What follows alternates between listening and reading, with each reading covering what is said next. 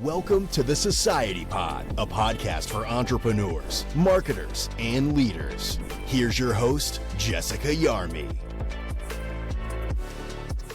Hey there, everybody, and welcome to this week's episode of the Society Pod. My guest today has spent his entire career in the fitness industry. From the first 20 years in big box, he has now jumped into the boutique fitness world and is COO of Orangetheory Fitness, or OTF, as the kids call it these days. Welcome to the show, JJ Creegan. Thanks, Jess. Are you one of the kids? Is that how you refer to Orangetheory? I am definitely one of the kids. I've started to refer to it as OTF. And as a brand person, I love that you guys have made this jump from Orangetheory Fitness to the OTF. I think anytime you can acronym and your members lead your acronyming, I think you're in a great spot. Given my name is basically an acronym, or initials, I'm fully aligned with as condensed of a name as possible. I was trying to start the podcast with a compliment, and so I'm glad you made that indirect comparison. What did I miss in your intro? I was going to call you a founding father of the fitness industry, but then I realized you're younger than me, and so I didn't want to use the founding father line. But how do you introduce yourself? I think you did a better job than I would. I think I'm coming up on somewhere between 24 and 25 years. I earned this career, the right opportunity, by being young enough and naive enough to not be scared by the $10 per month gym business. When it happened, I was inside a club and everyone else around me thought the idea was crazy and quit, and I just wrote it out. You did ride that wave, and I think the timing of your career in that space was perfect. But I don't really want to harp on the low cost, high volume. I want to go right to boutique because I love boutique. What is new at Orangetheory Fitness? So much that's new. I think the biggest news that we have this year is our merger with Self-Esteem Brands, making us the largest and most successful fitness powerhouse globally. We have over 7,000 locations across multiple brands, dominantly Orangetheory Fitness and Anytime Fitness across the globe. It's been a ton of work, ton of opportunity there for our own team, for the Self-Esteem team, and our franchisees, our members. So that's new. That's continuing to be invested in, and that'll evolve over time. Other things are just enhancements to our member experience. In the past year or so, we've launched our Max HR update and software. And what that means, if you're not familiar with Orangetheory, the foundation of it's science-backed, technology-tracked, and coach-inspired workout. Inside our classes, our members, the vast majority of them wear a proprietary heart rate. So we're tracking you second by second while you're doing a prescribed workout. Historically, HR, your target HR is from a Tanaka formula, and that's based off of your age. But, as you take your first boutique fitness class to your 100th, your ability to perform, your athleticism, your health and wellness changes. So our Max HR formula that's custom and proprietary to us adjusts based off of your performance after every couple classes as a new member. To help you optimize and challenge yourself and tailor your workout to your actual skill set. And then we obviously do a ton of work to enhance the member experience with class formats. We introduced our first strength training and treadmill only class in the last year or so called Strength 50 and Tread 50, and a ton of new technology and resources for our franchisees and studio teams. I have not done the Strength 50 or the Tread 50, but I think that's great because I hate rowing. I love rowing. I am afraid of the treadmill. I look at the treadmill and I see teeth. Given that you're a founding father, do you want to drop your heart rate numbers or the target ranges that you try to play I have to look it up. My Max HR just went from 190 beats per minute to 195. Okay. Which means if you're familiar with Orangetheory, it's now harder for me to get splat points. My health has therefore improved. So I must work harder to achieve the orange zone. You're a victim of your own success. The struggle is so real. It seems like Orangetheory is opening a new location like every other day. I see the growth happening posted on LinkedIn, and you're visiting all these new locations. Are there any growth projections you want to drop for 2025? We continue to add new stores, both domestically and internationally. We just opened a new studio. I think what's most proud is most of our studios opening domestically are existing franchisees, but we also have new franchisees coming in. Jackson, Tennessee just opened with brand new franchisees. Spanish Springs, Nevada just opened with brand new franchisees. But the Braswells, who are longtime members and franchisees, just opened in Westlake, Florida. We have 2 studios opening up in New York with Medrano and our Schofield team. And then Vanessa Almedo is opening in Howard Beach today, if I'm correct. So continue to add double-digit new stores every single year. domestically and internationally. I know you were there through COVID, and I worked in the fitness industry through COVID, and it was just so hard for so many years. And it does seem like you came out of COVID really strong, but now it just seems like it's a whole different trajectory, and you're not just back to where you were pre-COVID, but it seems like your system is stronger than ever. I think, look, I started with Orangetheory March 2nd, 2020. Not the best time to start a new job, but I think what really came out is our intentional strategy behind our culture, and that happens at corporate as well as with our franchisees. They're an extension of our family, our brand. They actually deliver the experience. No matter how much great work we do at corporate, a franchisee dictates the success of it. I think we've done a lot of work to make sure that our franchisees have rebounded. We still have work to do. Orangetheory was a rocket ship and grew from one location to 1,000 locations in 8 years. So we'd love to get back to that pace, see that growth, particularly globally. But we're happy with where we are. Still plenty of work to do. Really proud of the experience that we're delivering for members, the relationships we're building with our franchisees, and the investments that we're doing for our team, for our franchisees' teams to really make sure that our culture and community is strong. Well, and to have a culture and community that takes members from their membership journey into a franchise owner journey has got to be so rewarding. I wouldn't think anything speaks louder about culture and community than that progression. We had a member at our Orangetheory convention, which we call Momentum. And I believe he's worked out at one studio in all 50 states, right? And he challenges himself to get on the road, these road trips. And so the passion for our workout, I knew the power of Orangetheory before I joined. Once you get what we call under the orange lights, it really opens your eyes to how many lives have been changed. That's the big difference between big box gyms and boutique fitness to me, and particularly Orangetheory. Is I think a traditional gym gives you the opportunity for change. The Orangetheory experience delivers the change and the more life to you in a really magical way. So the passion that our members have is inspiring. Also at our convention was the first time we ever had members at it. To hear their stories and how they look at our business through an experience lens and the life-changing lens that it is really eye-opening. I don't think I know of another brand that invites members to their convention. Even at Gold's, we never had members there. What was that experience like? I think it's something that Dave Long, our CEO, and the executive team and founder has been wanting to do for a long time. This year, we host our convention at the Gaylord Resort in Opryland, outside of Nashville. And it was just a massive resort. And so the space allowed us to explore this. So we had keynote sessions with our founding team for members. We had special events and sessions on kind of a wellness journey and giving them a look behind the scenes. And then we did a ton of listening sessions. The team that designs our workouts or designs our technology facilitated roundtable conversations with members. And it was really interesting to hear from them directly what is important to them. And obviously, these are diehard fans. Not only do they pay for a membership, but they paid for a flight and a hotel and registered for an event. And so they are the cream of the crop from fans for Orangetheory. I met a ton of them. And ironically, a few of them, Vinu, I've met and I've taken class in Philly on a whim with. I think it was one of the downtown Philly studios, met him there. He was at convention, took class with him at convention. And so it's really inspiring to hear how the work that we do, which at times we get stuck with it being numbers on a page or projects on a roadmap, but to really connect the dots with the members and their passion for it was powerful. So we hope to do it again. Yeah, I think it's so cool. If I were an Orangetheory member, I would definitely join you at your convention. When you were an Orangetheory member, because that's the only reason I agreed to do this podcast. The twins got to eat, Jess. This is a membership recruitment call. Everything is a recruitment call. Do you want to learn more about my fitness goals and my aspirations? The core 4 questions that'll change your life. We can end with that. Okay, cool. We can diagnose at that point. So you have been at Orangetheory for almost 5 years now. And as you look back at those 5 years, what do you see as like a moment that you're most proud of? I think the first moment that I'm really proud of is May 2020. Right. I came in and part of my initial charter and responsibility was our company-owned store. Given the pandemic, my 18th day, I had to let go of those 200 employees. And May was we get the chance in Florida to reopen.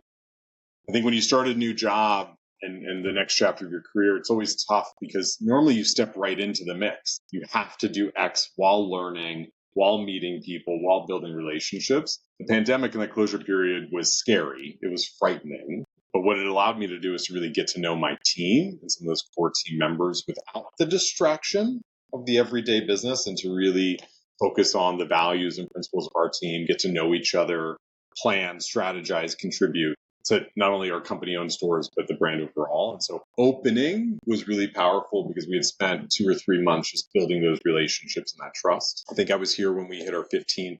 I was a member of the team when we opened our 1500th location. Obviously, when I joined, it was just after we broke $1 billion in system revenue and sales. And so there's all these great milestones that happened just before and after I joined. I've opened new stores with the team. I've supported franchisees with it. I've seen the new technology. When I look back at it, it's the culture, which is part of my approach to strategy. It's the impact of helping our members live a longer, more vibrant life, and really helping entrepreneurs as franchisees be successful. It's most inspiring. I feel like navigating COVID was difficult for everyone, but I think a lot of the industry was watching Orangetheory just because of the size that you had a lot of data to pull from in that, navigating that time. And then I know you gained a lot of clout in that time, and you have since become a board member of the Health and Fitness Association. And so are there trends that you're watching in the fitness industry as a whole as part of the HFA board role that you hold? I mean, we just had an HFA board meeting yesterday. It was great to get to connect again with my fellow board members and think about the team. I think the charter with the HFA, formerly IRSA, is to grow and protect our industry. And through that, it's two parts to it, right? It's think about the members, which drive the business. It thinks about the operators and advocacy to support them. There's also a third part with the suppliers, the manufacturers, the software suppliers, and the likes of ABC Solutions or MindBody from CRM systems and other tools that are out there. And so it's a really unique lens to look at the business, particularly when you've always been focused on the operator side. But advocacy is a big part of what we do, whether it be timely right now is the click to cancel laws that are coming out from the FTC, or whether it be the FIT Act we've been trying to push through at the federal level for a long time. And then international growth and protection of our industry as well. You see it today with Pure Gym, a European gym chain, making a bid on Planet Fitness to enter the U.S. Great team over there, and excited for them if that goes through. But once again, how do we bring the global industry together to grow and protect? Think about the CDC, the World Health Organization.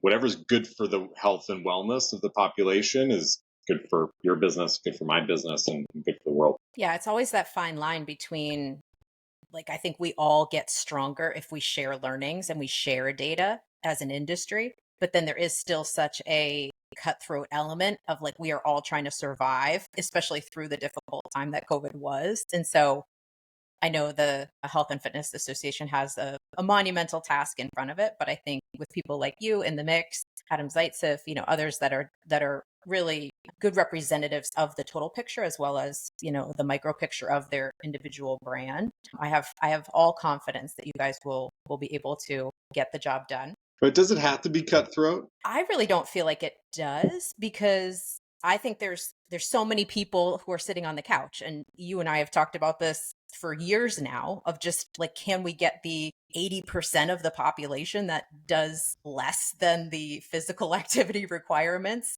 Can we get them involved? So I think we spend a lot of time as fitness industry people almost fighting over the same 10 to 20% of individuals. And as a marketer, I've always tried to kind of be welcoming and let's just talk specifically to the people who have never walked into a place and just make it feel safe to open the door and take that first step in. Yeah, I think there's probably always been groups and leaders that have been for collaboration and open doors. I think of Humphrey Covell, the chairman of Pure Gym, is one of the people that was the most transparent and most collaborative leaders I ever met.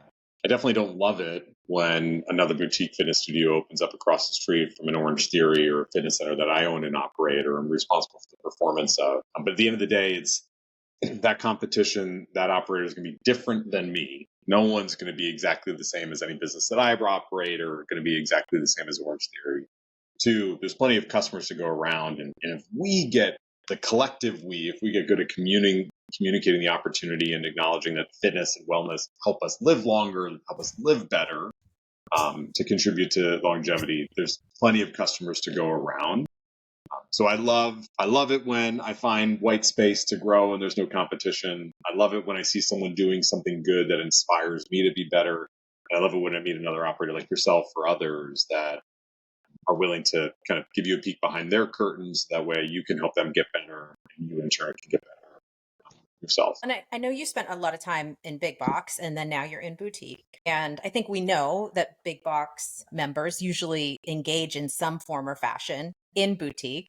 And so now that you have 20 years in big box and 5 years in boutique, like how do you see the two playing against each other or with each other? I mean, I was a member of Orangetheory in 2013 while COO of UFit, and I was interested in what this brand was and what they were doing and how it was going to impact my business.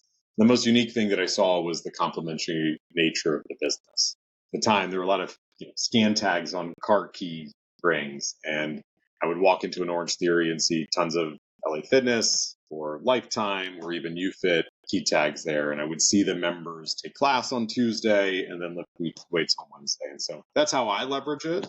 And I see a lot of our members leverage it the same way. I think at the end of the day, you can't do the same thing 7 days a week, 365 days a year. We think the best is everyone should take Orangetheory, 4 to 3 times per week. You should all do that if you're listening. Should at least take a free class. But outside of that, whether it's yoga, whether it's going for a walk, whether it's running a marathon, whether it's strength training, I think all fitness is complementary. There's the trend right now in the recovery space, like the sauna houses or the sweat house kind of concepts, the cold plunge. And I just feel like Orangetheory ends up being so complementary to the recovery space, which is trending. Pilates is still really trending. And so I think as much as people might look at Orangetheory and say, like, how could they grow anymore? Because you already have so many locations. It just seems like you're perfectly positioned to ride or play with those two trends that are happening. Do you guys think about it in that way at all? Yeah, I'd like this clip so we could play it on Discovery Day for franchisees with how complementary it is. There's a beauty and a beast of where we are today in the sense that there's more awareness on wellness than ever before. There's more different ways to define wellness. And I think part of that has been a challenge to some fitness operators because now, our consumers are being targeted to join Headspace. If I'm going to spend $150 a year, like, is that better than a $10 per month gym membership or a cold plunge? So I think on one hand, all these trends are great. And the science, if anyone reads Peter Attia, the books, the insights on longevity are so powerful. And I think they all add incremental benefits to your lifespan and health span. But at the same time, I think it complicates fitness for someone who's never experienced it before. Because the hardest thing to do is to figure out where you should start and what's the first and most important thing that you should do. So I think for those that are really dedicated to their wellness or, are competitive or ailments that they're trying to treat and are looking at something to complement their fitness regimen, sauna, cold plunge, meditation, all of this is great. I honestly believe we should all meditate for at least 3 minutes every morning. But then I think we need to make sure that the path to getting started is really easy for those that aren't engaging. We believe, and we see that the science shows it, that a hybrid training that Orangetheory provides is one of the most important things for lifespan and your overall quality of life. I think the walk-in experience in the boutique industry, whether it's at Orangetheory or whether it's at like a Body Bar Pilates, like that first 2 minutes is just unmatched in the big box space. And so where you're talking about like, how do we bring someone into fitness? Just having that initial, whether literal or figuratively, like handshake with the person at the door, just to say like, we're here with you, and to have it be a guided experience instead of it being like walk into the gym, like, where am I? What am I doing? I think everyone, even if you go to a new gym that you haven't been to before, you get that feeling when you walk in, like, I don't know where everything is. And it's just that overwhelm. And so I love the boutique space from that regard. And I think there will be more need for boutique concepts to be that entry level kind of offering for people who are currently sitting on the couch. At the end of the day, the only workout that matters is the workout that you do. Yeah, it's true. If you were not working in the fitness industry, what would you be doing? It's a frightening question to me. Same. You're gonna make me step out of my identity I've had since I was 14 years old here, Jess. I think before my career opportunity, like when I was in high school, pondering college, my plan was to go into finance. I don't know if that's what would have happened, but that's what I would have studied in college. My mother was a nurse forever. My father is an entrepreneur and has been in a ton of businesses that he's owned and operated. Finance and business seemed to be the logical path. Looking back at it, and I spend enough time with bankers, like I think they add a ton of value. I don't know if I see myself doing that, but what I look at is one, I love helping people. Two, I love helping people on their careers. I love building culture. I love building performance. I love building teams. So for me, fitness is the number one thing that has filled my bucket and given me the opportunity to fill other people's buckets. The finance callback, that explains a lot of your spreadsheet love and the tabs that might be open with spreadsheet information. I closed them all so my computer didn't crash. And we appreciate you here for that. You mentioned a book on longevity that you're reading. And as a founding father of the fitness industry, we appreciate you reading books on longevity. So you're here with us for a long time. What other books are you reading and what are you working on personally and professionally at the moment? Right now I'm reading the book Unreasonable Hospitality. Will Guidara was a keynote speaker at our convention. I was familiar with him and his story prior to that, but he spoke to the Orangetheory Network, or Orange Nation as we call it, just a couple months ago. So I'm currently reading his book. I've also recently fallen in love with the app Headway, which is the summaries. And so I read one book summary every single day. The summary I read this morning was one of John Maxwell's book. I think Leadership was what it was called. But so I read a little bit of Unreasonable Hospitality, and I finished one book summary. I listened to that speaker or the writer of Unreasonable Hospitality at VCon, and I liked the permission given to the team to go outside of the box and do something a little bit chaotic and off of the SOP, just to have that surprise and delight element for people. But then I also write SOPs and I love SOPs. So how do you see that maybe coming to life in Orangetheory land? Look, it's, as a franchisor, you have so many different franchisees, and what ends up happening is there's cultures within cultures. And that even exists at corporate, or the Grove as we call it here, where each team has its own approach and own style. And I know that culture is part of his strategy. When I think about that book and I reflect on it, I think what's really powerful is that story of Unreasonable Hospitality starts with values. What are important? Who are we going to be? Where are we going? Like, what's our mission and vision? That sets the guardrails around the journey. And then as long as your actions are not outlandish and fit within those guardrails, I think anything's fair game. If a member's having a bad day and they forgot something, I don't know, can you buy him a balloon? Can you buy him a t-shirt? Can you buy him coffee and make him feel better? That $5 that Starbucks cup of coffee is going to cost a member is going to pale in comparison to the value of the impact that we can drive. So I think it's really important that a team, a company is really tight on what their guardrails are. Like, what makes it through our filter? Where are we going? And then from there, I think if you're on my team, I have to trust you to make the right action. And people today are inspired by autonomy and freedom to make decisions. I've always been that way. If you put me in a box, I'm generally going to try to find a way to break the box. So I think it's a really powerful message. He talks about creating an ownership program. He talks about his entire team collaborating on almost the minute by minute journey of, engaging with the restaurant. It's really inspiring and eye-opening. I love that you tied it back to brand values. And maybe you did that because I'm a brand marketer, but I think a lot of times you write your brand values and it's just like a throwaway slide. It's like a check the box, like, here we did it and it's done. Maybe we have it on a wall somewhere, but it's not like through your whole culture. Right. And I think in order to bring something like that to life, you're putting different guardrails around your people. You're saying, as long as your guardrails align with our values, do the thing. Buy the balloon, buy the coffee, surprise and delight, like bring the values to life how you see fit. You're not giving full reign to say go do whatever you want to do, because you're saying the filter is now our brand values. The filter is not a job description in a box, but it's here's who we are as a brand. Here's who we are as a company. And as long as you know that and respect that, there's a lot of room to play within those guardrails. Yeah, I think it's a combination of the values with the mission and the vision.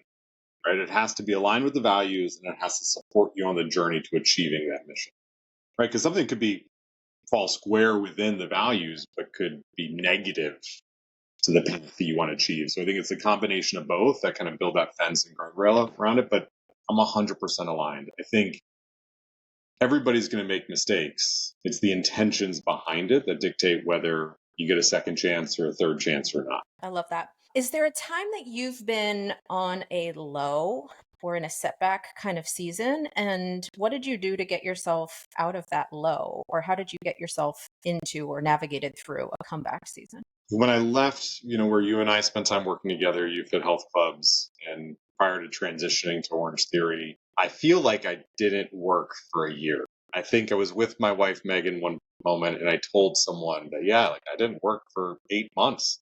It was brutal. To which Megan grabbed my arm and said, "Are you kidding me? You consulted immediately and you had a job within 2 months after that." So I think having been with the brand and so engaged in a product and the team for so long, the transition was very awkward. Transitioning to a new team just as COVID shutdowns became something. And as we've known each other for a while, like I need people, I need interaction, maybe not as much as you. You're probably a little bit more extroverted than I am. But that time was tough just because I had been with the team and brand for 20-ish years and then starting new during this time that there was the least amount of engagement and connection and community. That was tough. That was a moment that doubling down on routines and habits that benefit you is really important. I remember, because I do meditate every morning, up until the pandemic, I had like a 450-day streak on Headspace. And it was just in that window where I didn't have to go to work every day that for some reason I broke that streak. So I think that was tough. And I think other moments are I'm relentless in my pursuit of progress. And so I think anytime that I feel stuck, whether it be because of the environment I'm in, the people I'm collaborating with, or, me not staying true to what I need to do to accomplish, that makes me feel anxious and unhappy. And so I try to step back, reflect, and what is creating this environment around me. But my primary addiction in life is progress, just, one day at a time, one step at a time. And so when I feel stuck, that's when I'm most uncomfortable. And then how do you work through moments when you're making progress, but you don't feel like you're making progress? One time, I live in Boca Raton, Florida. Downtown area is called Meisner Park. I think I'm with Megan. We're waiting outside for a table at a restaurant, and I hear someone on their phone talking. Now, my assumption is this gentleman is in multi-level marketing and is trying to sell someone their product and convince them to keep, following the 9 steps to success. And he said something that was brilliant that has resonated with me, and I use it to this day, that the business is always 2 months behind the work. And I think in today's world where we can buy anything and get it delivered to our house within minutes, hours, or you have access, to whatever, a 30-second TikTok video on how to change your life or, gain wealth, that sometimes we lose the patience that's essential for progress. And so I think we need to take the right steps. We need to execute on the pieces of the plan consistently with consistent energy, effort, and skills over a period of time to achieve those results. It can be tough when you feel like you're doing the right thing and you have that plan and you're taking the appropriate actions and the numbers don't show it to you. And so I think you just have to make sure that you have those milestones, those check-ins, those partners to step back and say, are we still on the right path? Do we still believe in this journey? If you do, then you stay true to it. If you feel like something's wrong, then you need to step back, be agile, and tweak it. But the business is always behind the work, and you have to do the work first, and you have to commit. I like that quote, and shout out to the random person in Meisner Park for that game-changing advice. What is your superpower? I want to ask you what my superpower is. I don't think I have a superpower. I think my superpower has been being fortunate enough to be surrounded by great people that are committed to good work and a good culture. I am fortunate enough that I have people that I work with here at Orangetheory that first worked with me in 2007. And I'm fortunate that I met people at Orangetheory 5 years ago that still work with me today. And there's, a new person that I met today for the first time that's going to join my team. And so I think my superpower is being fortunate enough to build, be part of, connect with others that make me better. And in turn, I can, hopefully impart some success and some support on their career. But I think that's probably it.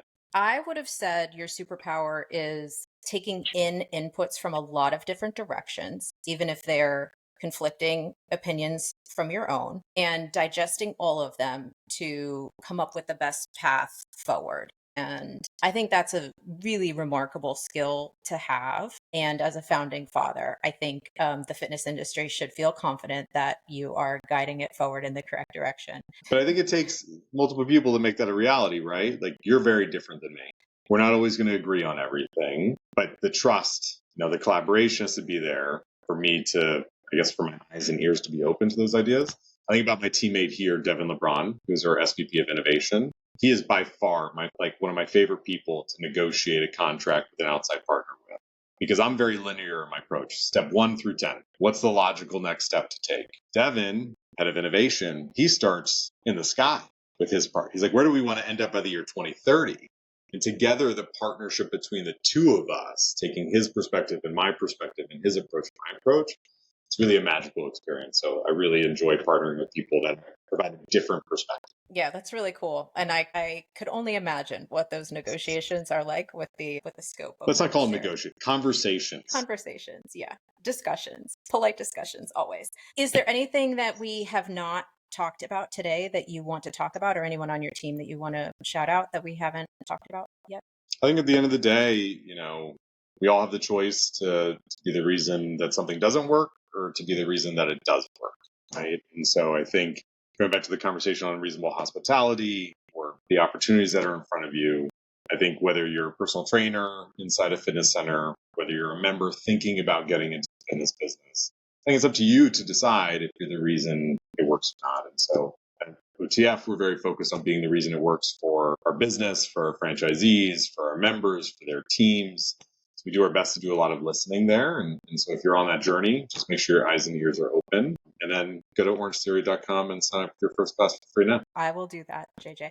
I'm actually in your lead funnel because I am obsessed with just a lead journey. And Orangetheory does by far best in class outreach to prospects via text, of course, but phone calls. I get more phone calls from Orangetheory than I get from my sisters. I mean, you're truly family for me because you call me so often.